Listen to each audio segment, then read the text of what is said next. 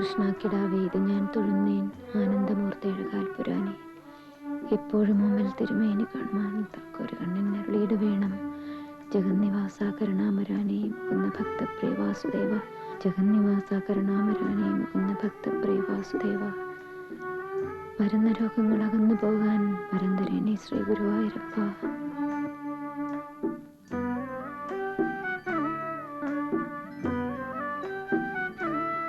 എന്താ മോളുടെ പേര്? ഇന്ദു. ആരൊക്കെയാണെന്ന് മനസ്സിലായില്ല കേട്ടോ. ഒക്കെ മനസ്സിലായിക്കോളും. അയ്യോ ഒന്ന് പറയൂ. ഇവിടെ ആരും കൂട്ടില്ലാണ്ട് ഞാനങ്ങനെ വിമ്മിഷ്ടപ്പെട്ടിരിക്കുകയായിരുന്നു. ആരാ? ആരാവണം? അമ്മയാണെന്ന് കരുതിക്കോളൂ. അതെ മോളെ, മോളുടെ അമ്മ തന്നെയാ. ഇന്ദുവിനെന്നെ ഇഷ്ടായോ? പേരെന്താ? സീത. സീതാലക്ഷ്മി. നല്ല പേരാട്ടോ. ഇല്ലത്തൊരു ചെറിയമ്മ ഉണ്ടായിരുന്നു, സീതാലക്ഷ്മി എന്നായിരുന്നു പേര്. പക്ഷെ അതൊരു അസത്താ, എന്നെ കണ്ണിനേറെ കണ്ടൂടാതിന്. പക്ഷെ ഈ സീതാലക്ഷ്മിക്ക് ഇന്ദുവിനെ വലിയ ഇഷ്ടായി. മോൾക്ക് മുഖം കഴുകണ്ടേ? വരൂ. അയ്യോ, വായ പോലും കഴുകാണ്ട വർത്താനം പറഞ്ഞോണ്ടിരുന്നത്.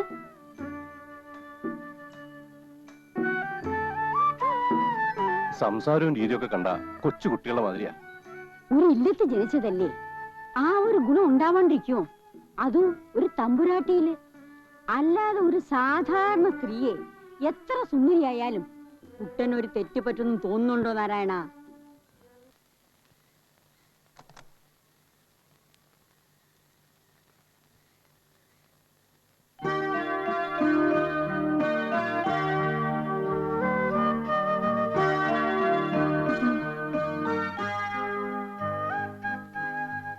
ചായ കൊടുക്കുമോളെ. ഇന്നലെ രാത്രി എപ്പോഴാ വന്നത്? പോയത് ഇവരെയൊക്കെ കൂട്ടിക്കൊണ്ടുവരാനായിരുന്നോ? എങ്കിൽ ഞാനും വരുമായിരുന്നു കേട്ടോ. അതിനെന്താ, മോൾക്ക് ഇനിയും വരാലോ അല്ലേ കുട്ടേട്ടാ? അതെ അതെ. എന്തോ എവിടെയായി കുട്ടി? ഒന്ന് കണ്ട് കൊതി മാറാൻ കിട്ടുന്നില്ലല്ലോ. അയ്യോ, മുത്തശ്ശി വിളിക്കണു. ഞാൻ പോണു കേട്ടോ.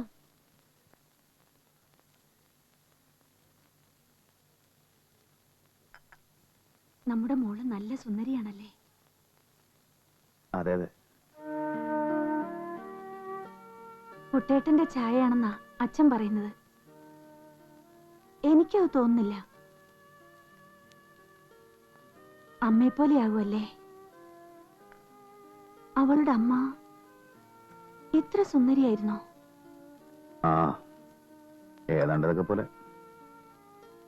കുട്ടേട്ടാ, കുട്ടേട്ടൻ എന്തിനാ നെർവസ് ആവുന്നത്? എനിക്കതിൽ ഒട്ടും വിഷമമില്ല. ഇങ്ങനെയൊക്കെ ഉണ്ടായതില് ഇപ്പൊ ഞാൻ സന്തോഷിക്കുക. എന്തായിരുന്നു അവരുടെ പേര്? എന്റെ സീതേ, നീ ആ കഥകളൊക്കെ എന്നെ ഇനി ഓർമ്മിപ്പിക്കല്ലേ. മറന്നു കളഞ്ഞ കാര്യങ്ങൾ അതൊക്കെ. ഇന്നെന്റെ മനസ്സിൽ നീ മാത്രമേ ഉള്ളൂ. ഇനി ആ സ്ത്രീയെക്കുറിച്ചോ പഴയ കഥകളെക്കുറിച്ചോ ഒന്നും നീ എന്നോട് ചോദിക്കരുത്.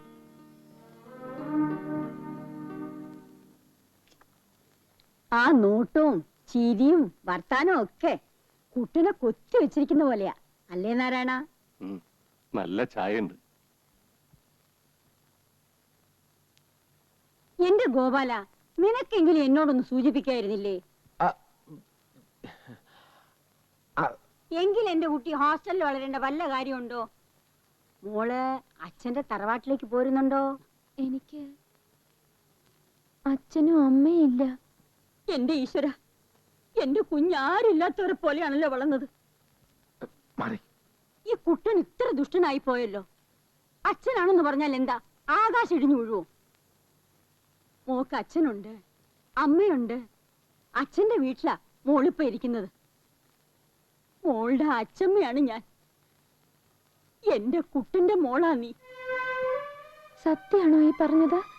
അതേ മോളെ, പ്രസവിച്ചില്ലെങ്കിലും മോളുടെ അമ്മയാണ് ഈ നിൽക്കുന്നത്.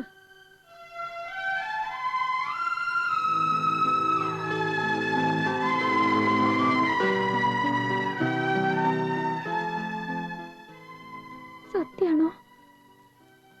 അതെ മോളെ. അമ്മേന്നൊന്ന് വിളിച്ചേ.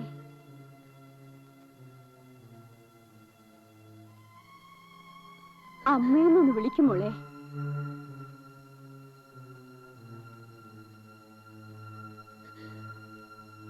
അമ്മേ അമ്മേ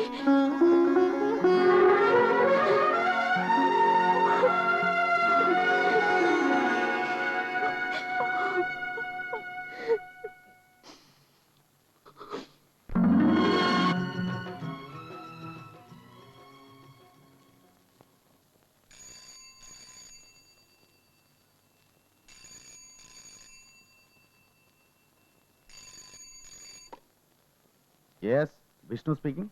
ആ ഞാനാ തോമസ് ചാക്കോ. ഇപ്പൊ എത്തിയേ ഉള്ളൂ. പിന്നെ എങ്ങനെയുണ്ട് കാര്യങ്ങള്?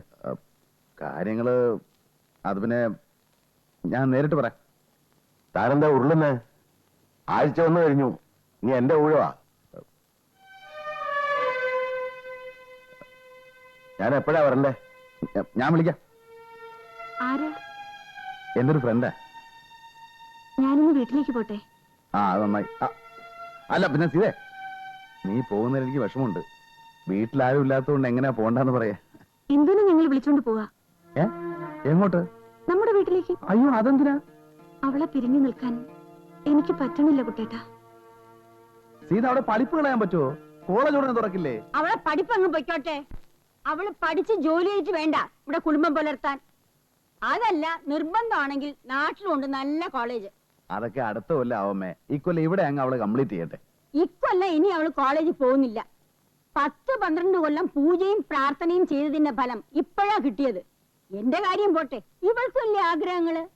ഇനി മോള് ഇവളുടെ കൂടെ വളർന്നാ മതി. അമ്മേ, അതിനൊക്കെ ഇനിയും സമയമുണ്ടല്ലോ. നീ ഒന്നും പറയണ്ട.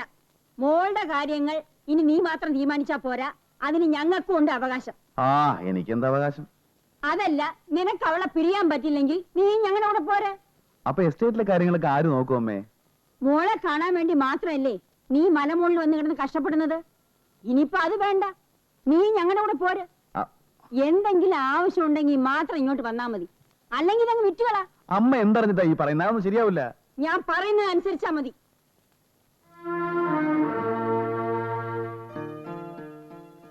നമുക്ക് പോവാൻ കുട്ടേട്ടാ. ഇനിയെങ്കിലും നമ്മുടെ മോള് അച്ഛന്റെ അമ്മയുടെ സ്നേഹം കിട്ടി വളരട്ടെ. സീതേ, നീ എന്തോന്ന് അവന്റെ അടുത്ത് കിന്നാരം പറഞ്ഞോണ്ടിരിക്കുന്നത്? നീ ചെന്ന് അവന്റെ പെട്ടിയിൽ സാധനങ്ങളൊക്കെ എടുത്തു വെക്ക്. ചെല്ലേ. എടാ, ഇനിയെങ്കിലും മീശയും കറുപ്പിച്ച് പിള്ളേരെ കളിച്ച് നടക്കാതെ മാനം മര്യാദയ്ക്ക് ജീവിക്കാൻ നോക്ക്. പ്രായമായ ഒരു പെൺകുട്ടിയുടെ അച്ഛനാണ് നീ, അത് മറക്കണ്ട.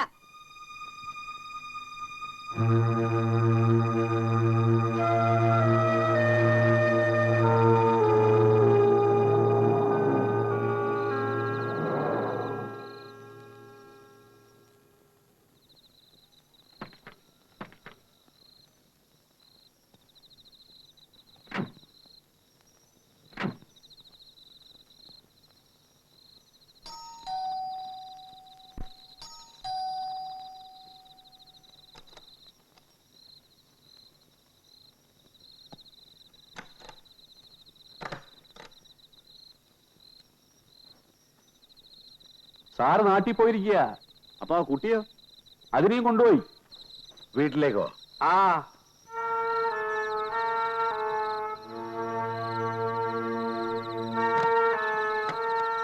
ഭയങ്കര. അയാൾ ആള് കൊള്ളാവല്ലോ.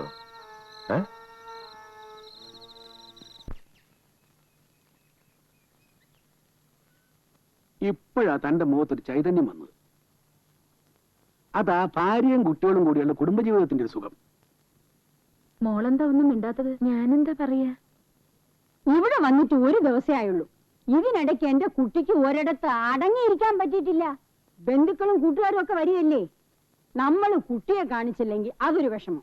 കേട്ടോ മോളെ, ഞാനും അച്ഛനും കൂടെ ഒരേ ക്ലാസ്സിൽ ഒരേ ബെഞ്ചിലിരുന്ന് പഠിച്ചതാ. മോളും അമ്മയും അച്ഛനും കൂടെ ഒരു ദിവസം വീട്ടിലോട്ടൊന്ന് വരണം.